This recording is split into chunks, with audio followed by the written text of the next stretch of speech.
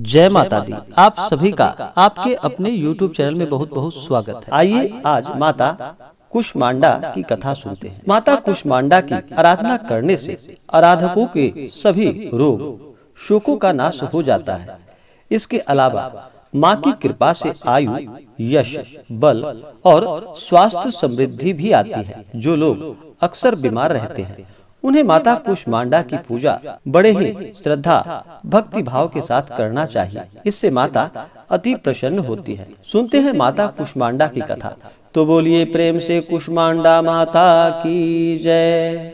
माता कुष्मांडा की कथा के अनुसार नवरात्रि के चौथे दिन माता कुष्मांडा का पूजन किया जाता है, जो कि माता अपनी मंद मुस्कान से हल्की हंसी के द्वारा अंड यानी कि ब्रह्मांड को उत्पन्न करने के कारण इन देवी को कुष्मांडा के नाम से जाना जाता है। जब सृष्टि नहीं थी, चारों तरफ अंधकार ही अंधकार था, तब इन्हीं देवी ने अपने ईशत हास्य से ब्रह्मांड की रचना की थी।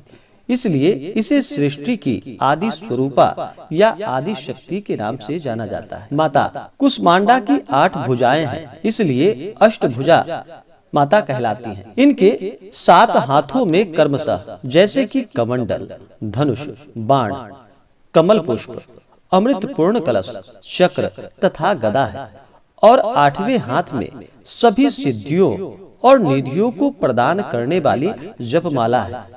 माता कुष्मांडा देवी का वाहन सिंह है और इन्हें कुम्हाड़े की बलि अति प्रिय है, जिसे कि कई जगहों पर कुष्मांड कहा जाता है और बहुत से ग्रामीण क्षेत्रों में इसे भुआ के नाम से भी जाना जाता है, जो कि माता को अति प्रिय है।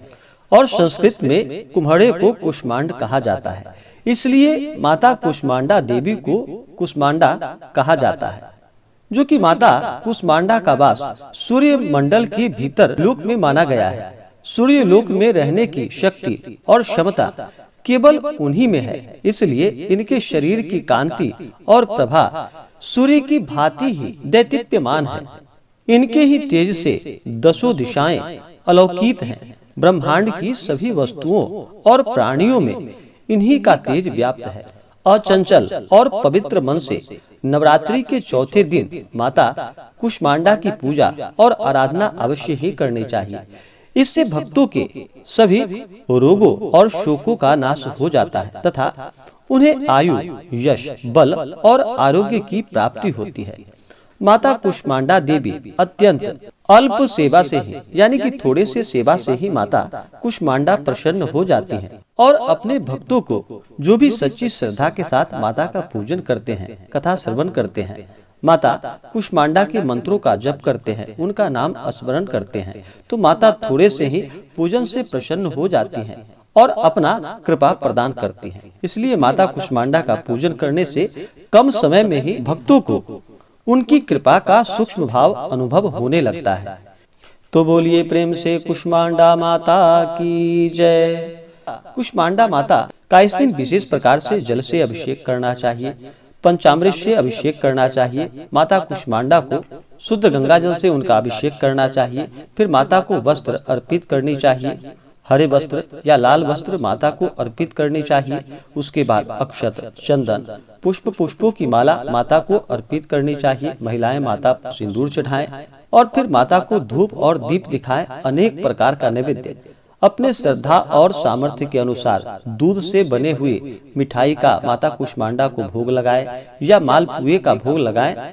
जितने भी प्रकार के फल हो उनका माता को भोग लगाए, ऋतु फल आदि का भोग लगाए। इससे माता अति प्रसन्न होती हैं। भोग लगाने के बाद फिर जल से माता का आचमनी करे। उसके बाद द्रव्य और दक्षिणा चढ़ाएं। फिर माता कुष्मांडा को पुंगी फल तांबूल अर्पित करे, साथ में लौंग और हरी इलायची डाल करके माता को अर्पित करे। पुंगी फल यानी कि सुपारी को पुंगी फल कहा जाता है और तांबूल यानी कि पान पत्र माता को लौंग इलायची डाल करके अवश्य ही अर्पित करनी चाहिए। यह बड़ा ही लाभकारी होता है, इससे माता अति प्रसन्न होती है। इसी प्रकार से माता कुष्मांडा देवी का पूरे विधि विधान के साथ पूजन करना चाहिए।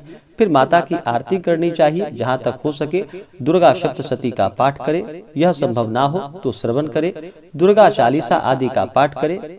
इससे अनंत गुना पुण्य फलों की प्राप्ति होती है और माता अपने भक्तों की सभी इच्छाओं को पूर्ण करती हैं। व्रत के दौरान नियमों का पालन करना चाहिए, शुद्ध और सात्विकता का पालन करना चाहिए, ब्रह्मचर्य का पालन करना चाहिए, किसी के ऊपर क्रोध नहीं करनी चाहिए, किसी के प्रति अपने मन में ईर्ष्या या द्वेष का भाव नहीं लाना चाहिए, सदा ही धर्म का आचरण करते हुए रहना चाहिए। व्रत के दौरान, नवरात्रि के दौरान किसी भी महिला का या कन्या कुमारी का अपमान बिल्कुल भी नहीं करना चाहिए, इससे माता क्रोधित हो जाती है। और धर्म का आचरण करते हुए भक्ति भाव के साथ ही माता का पूजन करना चाहिए। तो आशा करता हूँ कि जानकारी आपको अच्छा लगा हो। ऐसे ही जानकारियाँ प्राप्त करते रहने के लिए हमारे इस चैनल को लाल बटन दबा करके सब्सक्राइब करें, साथ में बेल आइकन घंटी को दबाना न भूलें, ताकि मेरे वीडियो का नोटिफिकेशन आपको समय से मिलता रहे। वीडियो को लाइक करें, शेयर करें।